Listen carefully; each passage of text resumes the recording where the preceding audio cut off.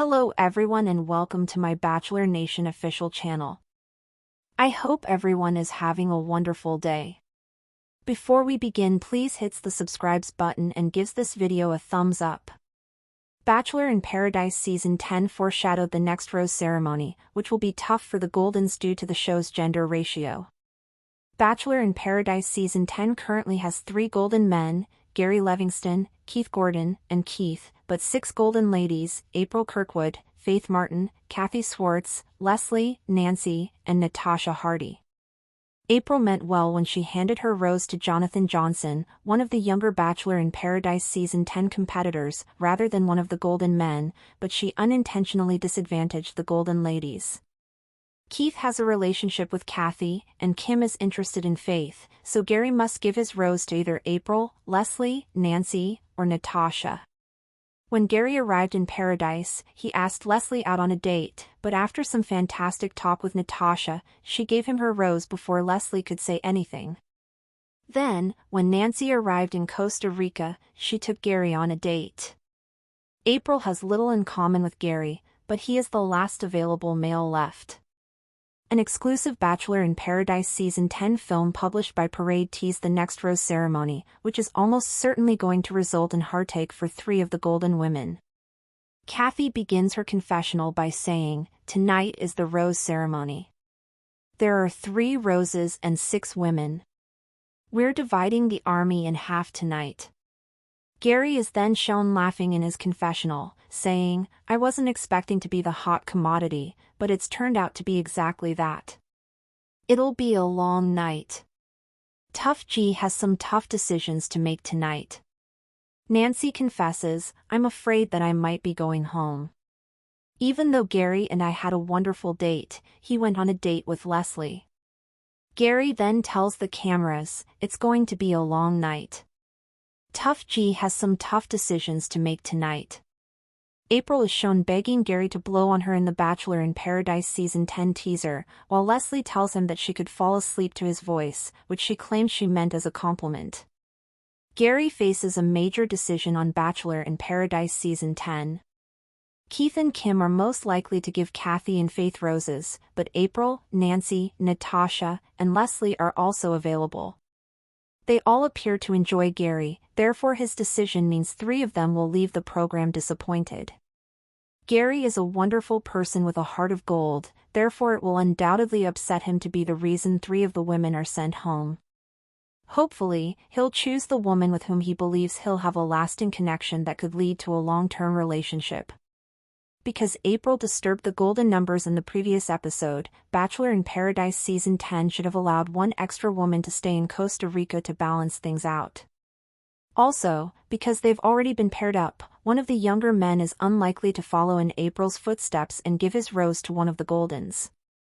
However, as presenter Jesse Palmer hinted in the promo for the next episode, the format of Bachelor in Paradise Season 10 will alter after the rose ceremony, with the couples fighting for a $500,000 prize. As a result, the show could not have featured an unbalanced number of contestants. Although I'm delighted to see Gary find love in Paradise, I'll be sad to see April, Leslie, Nancy, and Natasha leave. They're all amazing ladies, and they deserve to discover the love they've been looking for on this journey. The next Bachelor in Paradise Season 10 rose ceremony will be a true heartbreaker. The humid Costa Rican breeze rolled gently through the palm trees as the sun began to dip below the horizon, casting golden hues over the Bachelor in Paradise beach. The ocean whispered against the shore, a deceptive calm before the emotional storm that was about to unfold. Rose ceremonies were always tense, but this one was different. With an unbalanced ratio between the golden men and golden women, 3 men to 6 women, the air buzzed with heightened anticipation and silent dread. For the golden ladies, the odds were impossible. And as they slipped into their cocktail dresses and gathered their nerves, the pressure was thick enough to touch. Kathy sat at the edge of the pool, her eyes reflecting the fading sunlight as she swirled her wine. "We're dividing the army in half tonight," she said during her confessional, her voice brittle with disbelief. "There are only 3 roses between 6 women. It's a bloodbath." Gary Levingston, affectionately nicknamed Tough G by producers and contestants alike, strolled across the beach, trying to keep his usual gentle confidence intact. But the truth was, he felt torn. Gary had always prided himself on being thoughtful, deliberate, a man who saw the heart before the surface. But tonight? He was expected to pick between 4 women: April, Nancy, Leslie, and Natasha, all of whom had shown him genuine interest, and all of whom had their own reasons for needing just one more chance at love. "I wasn't expecting to be the hot commodity," Gary said with a sheepish chuckle in his confessional. "But it's turned out to be exactly that. I've got 4 women looking at me like I'm the last drink of water in the desert, and I don't know how to tell 3 of them that I can't quench their thirst." April, ever the firecracker, had made a bold move the previous week. In a surprise twist, she gave her rose to Jonathan Johnson, a younger Bachelor Nation alum who had caught her eye with his sense of humor and soulful dancing. The move, while genuine, had tipped the delicate golden balance. Now, she found herself in a precarious position, not only without a clear romantic connection among the Golden Men but also seen by some of her peers as the reason 3 women would be going home. "I thought I was doing something beautiful," April sighed to the producers. "I didn't realize I was setting us up for this kind of heartbreak. But what was I supposed to do? Jonathan made me feel alive." April had always been unapologetically herself, flirtatious, unpredictable, but with a vulnerability that surfaced when she least expected it. And now, as she watched Gary from across the palapa, she realized she was leaning too heavily on hope. She knew they hadn't connected deeply, but stranger things had happened on this beach. Leslie, on the other hand, had been Gary's first date in paradise. Their date had been romantic, reflective, and easy. There was a quiet intensity between them, a shared understanding that didn't need words. But before she could hand him her rose, Natasha had swooped in. Her conversation with Gary had been electric, playful and deep, with just the right amount of flirtation. Gary, touched by the connection, had graciously accepted her rose.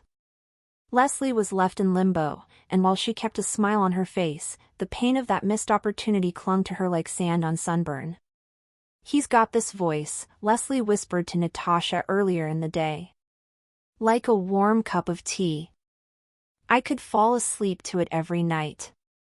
She laughed after she said it, but her eyes betrayed the sadness behind the joke. Nancy had perhaps the most recent connection with Gary. Their date had been stunning, horseback riding on the beach, followed by an intimate dinner beneath the stars.